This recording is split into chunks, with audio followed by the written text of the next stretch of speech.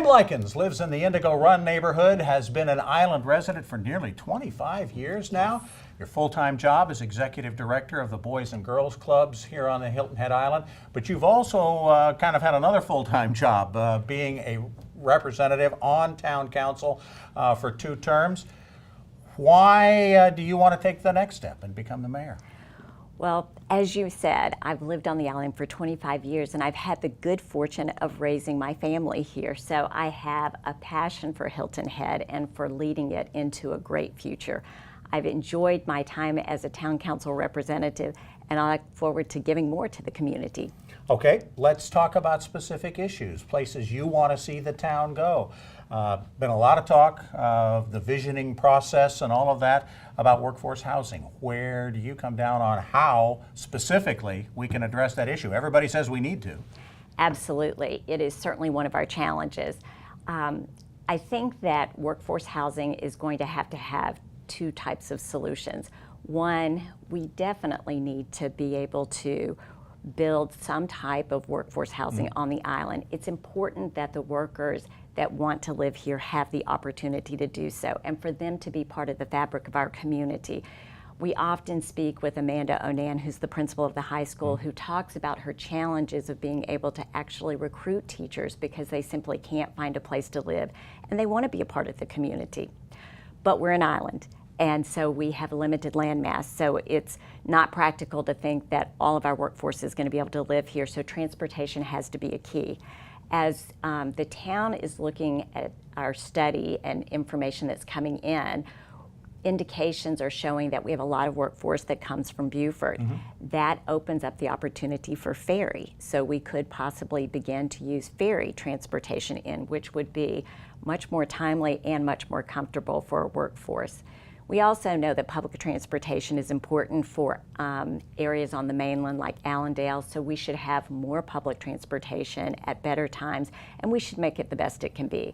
And then on island, we've started with some trolley transportation, but making that island-wide will also help with our workers. With that, all those transportation issues that you've just stated, do you favor the transportation sales tax? I do. Okay. I think that it's important that we address the safety issues of the bridge, but I also think it's equally as important that the whole corridor be looked at and worked on collectively, and that we take into consideration what we want that to look like. It is the gateway to our island, and that's so important. What it means to our environment and protecting it, and also that Stony area is a very cultural and historic area for us as a community, and we want to do everything we can to preserve that history and culture. Got any specific ideas on how you're going to put all that together to get 3 lanes of traffic potentially onto the island and yet still get it through without jamming everybody up, getting it through an area that's sensitive?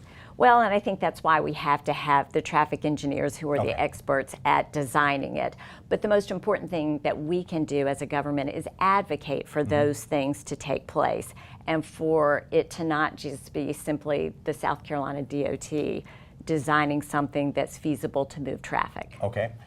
With the workforce housing and with the transportation issues on the island that you've already addressed, all of that costs money. Where do you want to reallocate or allocate resources around to make that happen? Well, you know, one thing that's unique about the budget of Hilton Head Island is that we have different pockets that can only be spent on certain things, like hospitality tax. And we're fortunate because of our tourism industry that we do have those funds and we can use them for things like beach renourishment and bike paths and parks and recreation. So we have those assets. One of the reasons we are pushing for the referendum is so that we will have the ability to tap into state and federal money to help with that traffic issue. And I think that this is going to be an important opportunity to work with our county representatives and with our other municipalities in the region to come together for collective solutions that will also have to be funded collectively. Have we been too much of an island, as an island politically? You know, I think that we have done things on our own because often we end up being at the bottom of the list simply because people often think of Hilton Head Island as the island of the wealthy who can afford to do anything that they want on their own. When those of us who live here realize that there is some truth to that as far as pockets of wealth, but that we also have a very poor community. And so we have not done as well as we probably could have in getting funds from the state and from the county. And we need to work harder at that because we don't have that real estate development market that we used to have that would bring in much more income. Those relationships important to you then to grow those? Extremely important. And it's one of the reasons that I believe I'm a good candidate for mayor, because I already have very strong relationships with the mayors in our sister cities. And having worked with them over the course of some of them the past 8 years, some of them just the last couple of years, we have certainly begun to realize how important regionalism is. All right, Hilton Head Town Councilor Kim Likins, running for mayor here in 2018. Thanks so much for joining us. Thank you.